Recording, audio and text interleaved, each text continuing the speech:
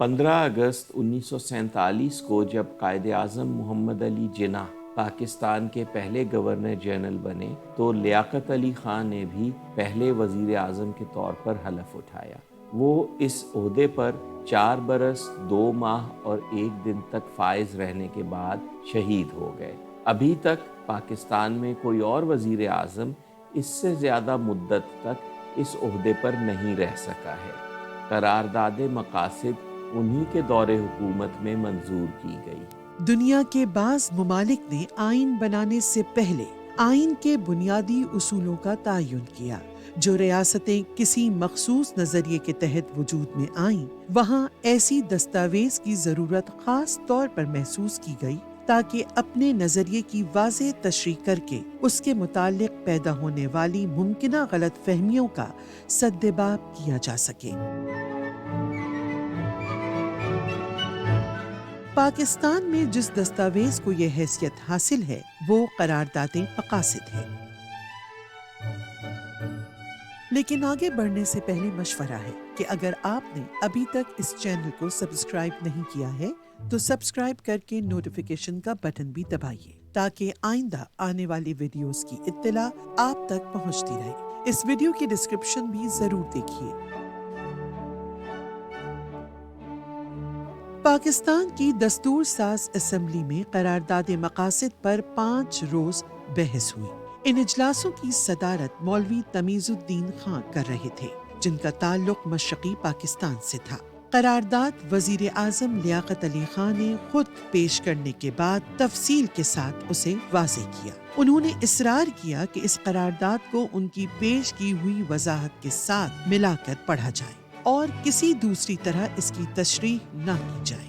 تحریک پاکستان کے نامور رہنما سردار عبدالرب نشتر نے بھی لیاقت علی خان کی طرف اشارہ کرتے ہوئے کہا، انہوں نے آپ کے سامنے ایک تشریح پیش کر دی ہے اور وہ واحد مستند تشریح ہے کیونکہ قرارداد کو پیش کرنے والے وہی ہیں۔ بعض اراکین اسمبلی نے قرارداد مقاصد کی حمایت لیاقت علی خان کی تشریح اور مسلم فکر کے اس دھارے کی روشنی میں کی جس کی نمائندہ مسلم لیگ تھی اور جس سے خود لیاقت علی خان بھی تعلق رکھتے تھے۔ بعض اراکین اسمبلی نے مسلم لیگی فکر کو بنیاد بنانے کی بجائے کسی اور طرح قرارداد کی حمایت کی۔ بعض اراکین نے مخالفت میں تقاریر کی اور قرارداد میں ترامیم تجویز کی۔ ایوان کی اکثریت نے ترامیم مسترد کر دی اور قرارداد کو اس کی اصل صورت میں منظور کیا۔ قیام پاکستان سے چند ماہ قبل لیاقت علی خان نے علامہ اقبال کی ایک تصنیف کا حوالہ دیتے ہوئے کہا تھا، یہ درست ہے کہ ہم مسلمان بر صغیر میں جو ریاست قائم کرنے کی کوشش کر رہے ہیں اس کی مفصل تصویر بننا ابھی باقی ہے، لیکن میں نے یہاں جو کچھ کہا ہے وہ اس بات کی وضاحت کے لیے کافی ہونا چاہیے کہ ہماری کوششیں کس سمت میں ہوں، اور اگر ہمیں اپنی منزل تک پہنچنے میں کامیاب ہونا ہے تو ہمارے لوگوں کے لیے کس قسم کی تربیت ضروری ہے۔ لیاقت علی خان نے علامہ اقبال کی جس تصنیف کا حوالہ دیا تھا اس میں علامہ اقبال نے کہا تھا، آج انسانیت کو 3 چیزوں کی ضرورت ہے: کائنات کی ایک روحانی تشریح، فرد کی روحانی آزادی کا حصول اور ایسے ہمگیر بنیادی اصول جو انسانی معاشرے کے ارتقاء کو روحانی بنیادوں پر استوار کر سکے۔ علامہ اقبال کے یہ الفاظ دستور ساز اسمبلی میں دہرائے گئے اور کہا گیا کہ علامہ اقبال نے جن 3 چیزوں کی نشاندہی کی تھی، قرارداد مقاصد انہی کو حاصل کرنے کے لیے پیش کی جا رہی ہے۔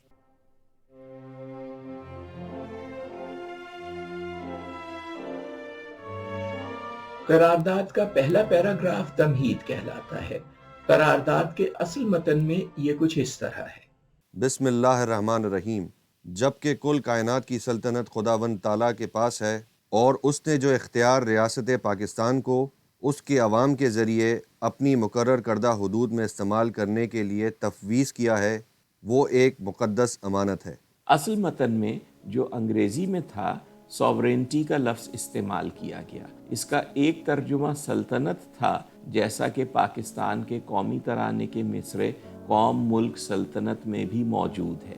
اس کے لیے اقتدار اعلیٰ اور حاکمیت اعلیٰ کی اصطلاحات بھی مشہور ہیں۔ علامہ اقبال نے لکھا تھا کہ اسلام میں خلفائے راشدین کے زمانے ہی سے یہ بات تسلیم کی جا چکی تھی کہ سوورنٹی عملی طور پر عوام کے پاس ہے۔ عملی طور پر عوام کے پاس ہونے کا مطلب تھا کہ قانونی طور پر کسی اور کے پاس ہے۔ ظاہر ہے کہ وہ ہستی خدا ہے۔ قرارداد مقاصد کی تمہید میں بھی یہی مفہوم موجود ہے۔ لیاقت علی خان کی وضاحت کے مطابق وہاں ترتیب کچھ اس طرح بنتی ہے کہ سوورنٹی خدا کے پاس ہے، اس نے یہ عوام کو تفویض کی ہے۔ عوام کے ذریعے یہ ریاست کو ایک امانت کے طور پر اور اس شرط پر ملتی ہے کہ ریاست اسے ان حدود میں استعمال کرے گی جو خدا نے مقرر کی ہے۔ ایک مسلم اکثریتی ریاست میں ان حدود کی تشریح کرنا علامہ اقبال کے مطابق منتخب پارلیمنٹ کا کام ہے۔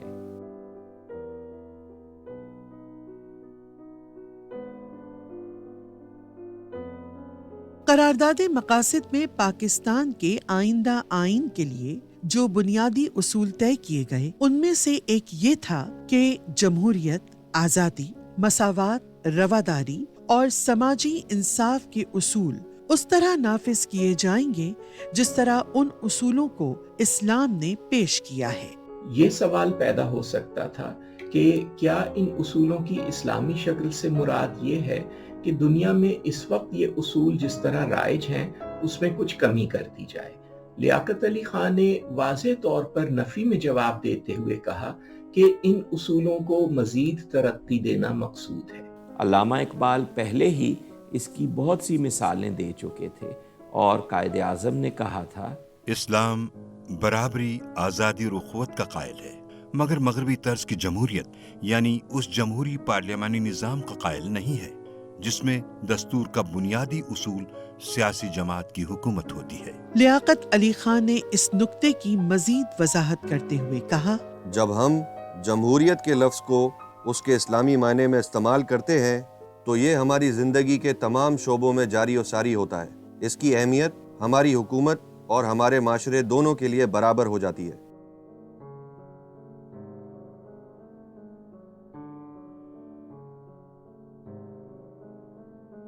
اسلامی تاریخ میں جب سیاسی اصولوں پر پہلی کتاب لکھی گئی تو اس میں یہ بھی طے کر دیا گیا تھا کہ ایک غیر مسلم کو وزیر بنایا جا سکتا ہے بشرطے کہ اس کے اختیارات پہلے سے متعین کر دیے جائیں۔ چنانچہ مسلم ریاستوں میں وزیر اعظم کا عہدہ بھی بعض دفعہ غیر مسلموں کو دیا گیا، جس کی کچھ مثالیں علامہ اقبال نے اپنی تحریروں میں پیش کی تھیں۔ یہ غیر مسلم وزرائے اعظم کسی مسلمان بادشاہ کے ماتحت ہوتے تھے، اور دور جدید میں یہ بات تسلیم کی جا چکی تھی کہ بادشاہ کی جگہ پارلیمنٹ نے لے لی ہے۔ اس لیے تحریک آزادی کے دوران مسلمانوں اور غیر مسلموں کے درمیان جو سمجھوتے ہوئے ان میں مسلم رہنماؤں کی طرف سے ضمانت دی گئی کہ مسلم اکثریتی ریاست میں ایک غیر مسلم کسی بھی عہدے کے لیے منتخب ہو سکتا ہے۔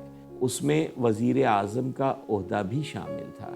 شرط یہی تھی کہ اس عہدے پر فائز ہونے والا شخص آئینی طور پر ایک ایسی منتخب پارلیمنٹ کے ماتحت ہو جس میں مسلمانوں کی اکثریت ہے۔ جن رہنماؤں نے اس طرح کے معاہدوں کی توثیق کی ان میں علامہ اقبال، مولانا شوکت علی اور قائد اعظم شامل تھے۔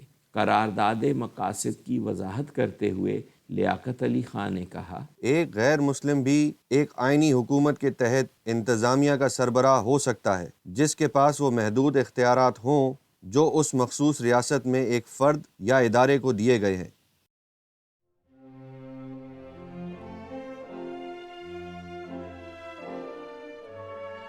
لیاقت علی خان اور ان کے ساتھیوں نے اس بات پر کوئی پردہ ڈالنے کی کوشش نہیں کی کہ قرارداد مقاصد پیش کر کے پاکستان نے دنیا کو چیلنج کیا تھا۔ دنیا اس وقت دو بڑے نظریات اور ان نظریات کی حامی دو بڑی طاقتوں کے درمیان تقسیم ہو رہی تھی، جسے سرد جنگ کا نام دیا گیا تھا۔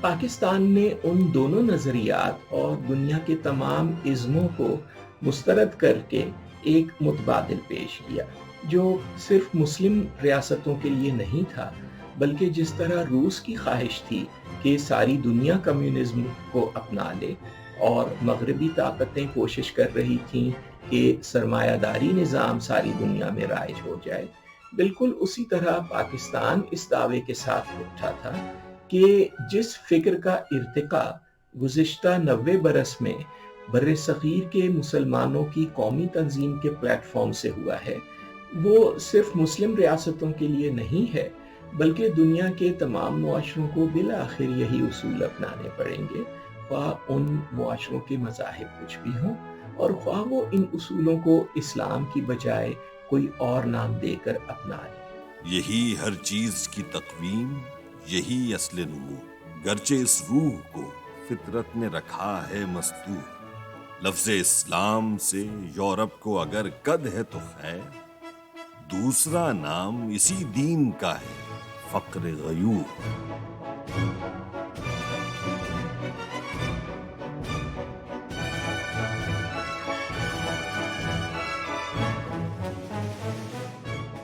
ان تمام نام نہاد ترقی یافتہ ممالک میں تمام انسانی ذہانت، تمام انسانی علم انسانیت کو تباہ کرنے کے مقصد سے استعمال ہو رہا ہے۔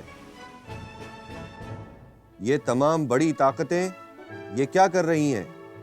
یہ زیادہ سے زیادہ طاقتور ہتھیار بنا رہی ہیں، ہتھیار جو زیادہ سے زیادہ تباہ کن ہو۔ ہم سمجھتے ہیں کہ ہم اس دنیا کے امن اور حفاظت کے فروغ میں کوئی حصہ نہیں لے سکیں گے اگر ہم نے اپنا آئین دنیا کے کسی دوسرے آئین کی بنیاد پر بنایا۔